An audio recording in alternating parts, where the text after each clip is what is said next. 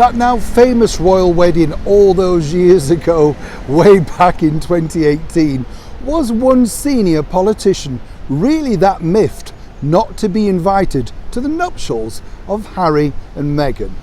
Hi, good morning, Neil Sean here in the heart of London. That is one of the big breaking political news, royal stories coming out of London today. As ever, it's wonderful to have your company.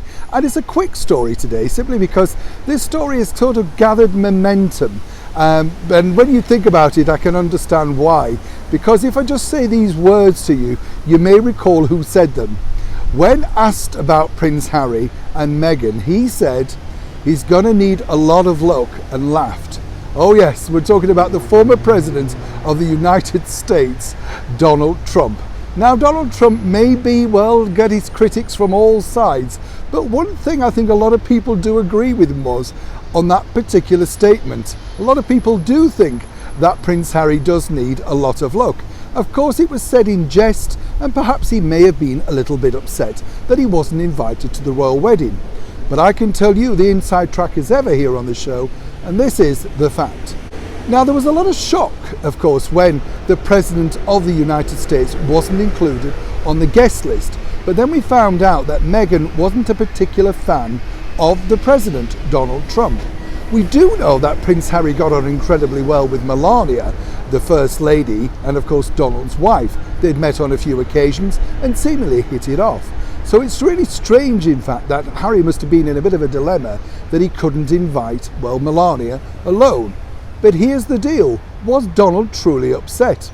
Well, according to a very good source who was working at the White House at that time, they told me, no, not at all. For Donald Trump, he wasn't really interested in attending the royal wedding because he's only interested in meeting the number one prize, as he called it.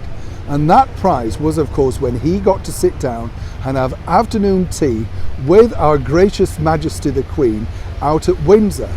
According to that very good source, they told me Donald couldn't really believe it. It was a pinch me moment. And Donald's a big character that likes to think he dominates the room.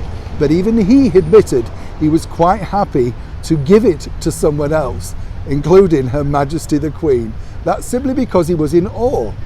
Now, for Donald, of course, to then be spread around saying, he was upset that he didn't get an invite, I truly do believe this source, simply because they worked with him for quite a few years, they know him well, and I do kind of feel that it was bad form on Harry and Meghan not to invite such a senior politician.